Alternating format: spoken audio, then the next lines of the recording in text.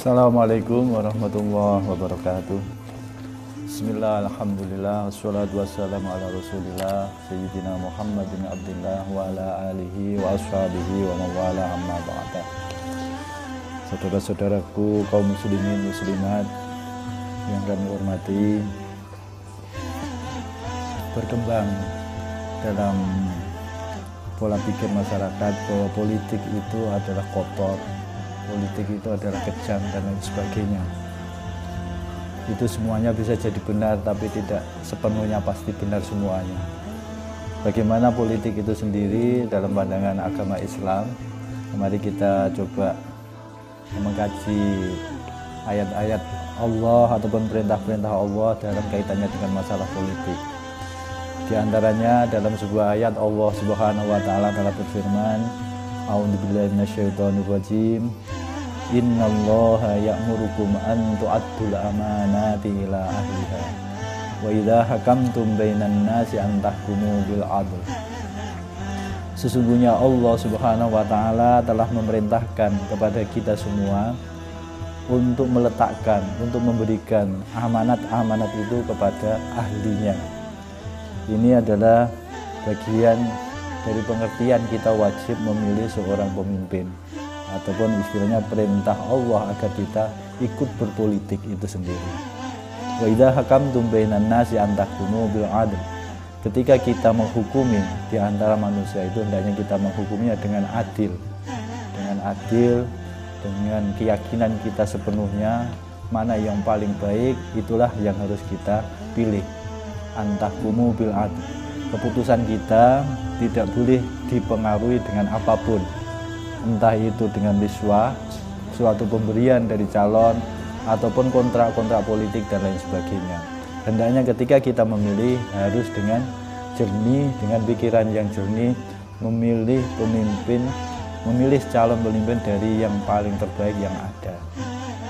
Kemudian ayat seterusnya juga menggambarkan kewajiban kita untuk berpolitik itu dampaknya adalah ya ayyuhalladzina amanu ati'ullaha wa ati'ur rasul wa ulil amri minkum.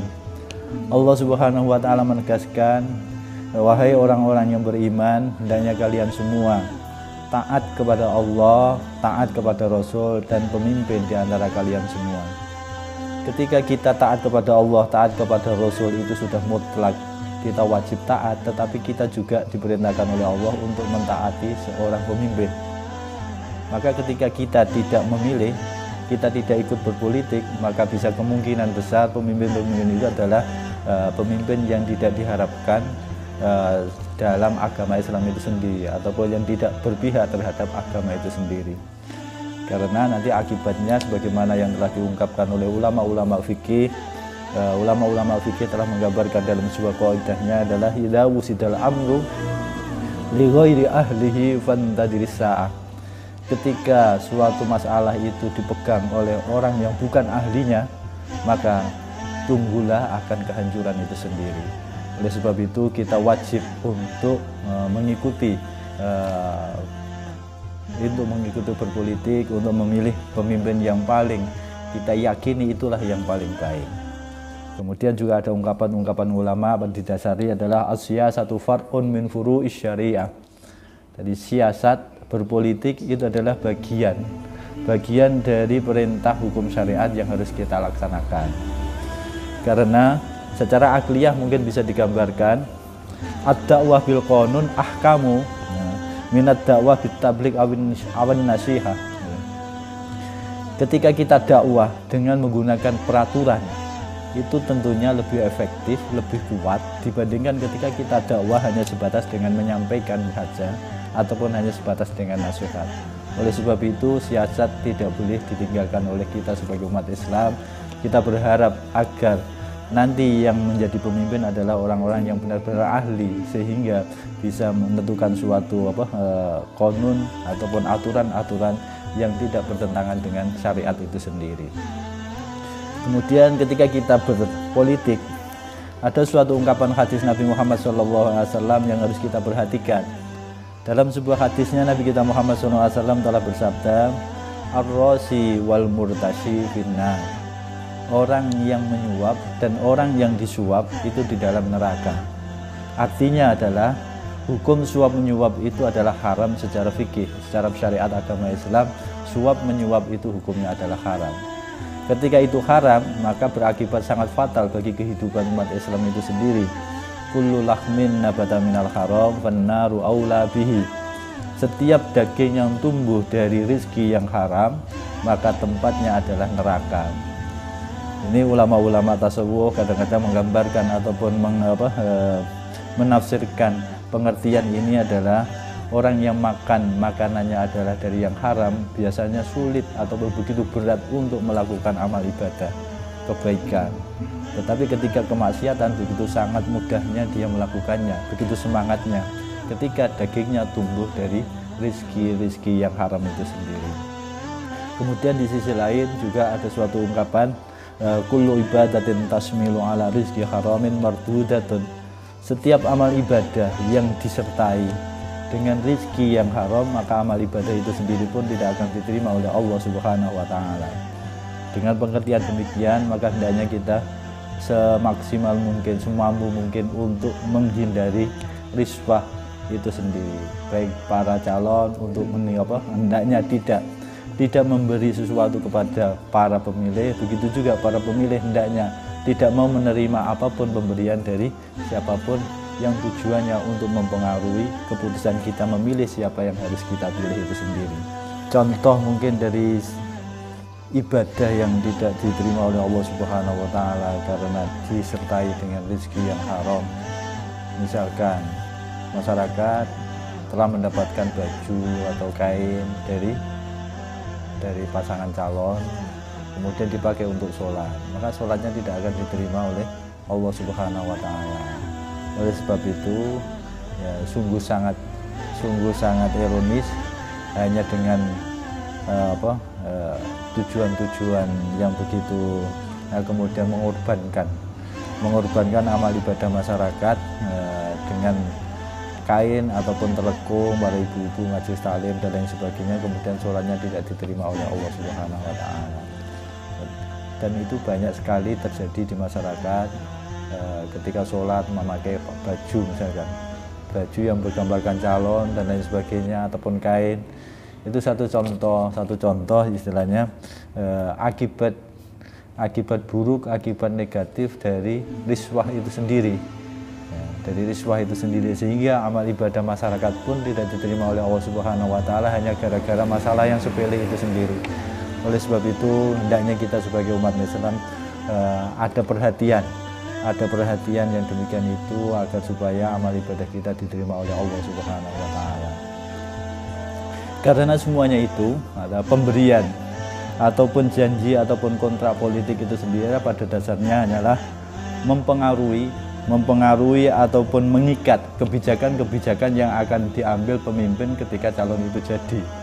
Padahal secara kaidah agama adalah tasarruful imam manutun bimaslahatil ummah.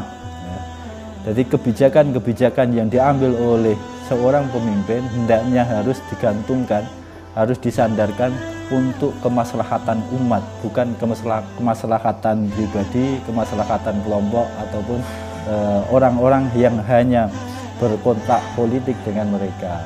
Oleh sebab itu hindarilah suatu pemberian, janji, kontak politik dan lain sebagainya yang semuanya itu hanyalah akan memakmurkan sebagian tetapi menyengsarakan sebagian yang lain.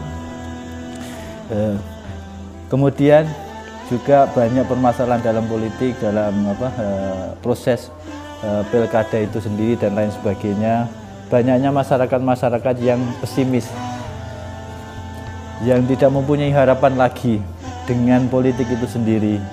Akhirnya mereka lebih memilih untuk golput, tidak memilih karena tidak ada harapan dari calon-calon yang dipilihnya. Ada ungkapan adalah siapapun yang jadi pemimpin ya gini-gini saja, tidak ada perubahan dan lain sebagainya. Pada dasarnya ungkapan yang seperti itu adalah sesuatu yang tidak tepat dalam pandangan agama. Karena agama kita Allah Subhanahu wa Ta'ala telah menggambarkan atau memerintahkan wala tayasu mir rauhillah. hendaknya kita jangan sekali-kali mempunyai rasa putus asa akan rahmat Allah Subhanahu wa taala. Hendaknya kita jangan sekali-kali punya rasa putus asa akan rahmat Allah Subhanahu wa taala, karena orang yang putus asa akan rahmat Allah Subhanahu wa taala itu digambarkan oleh Allah adalah sifat dari orang-orang kafir itu sendiri. Orang kafir itu sendiri. Kewajiban kita hanyalah berikhtiar. Kewajiban kita hanya berikhtiar untuk memilih siapa calon yang paling kita yakini yang paling baik. Itulah yang harus kita lakukan.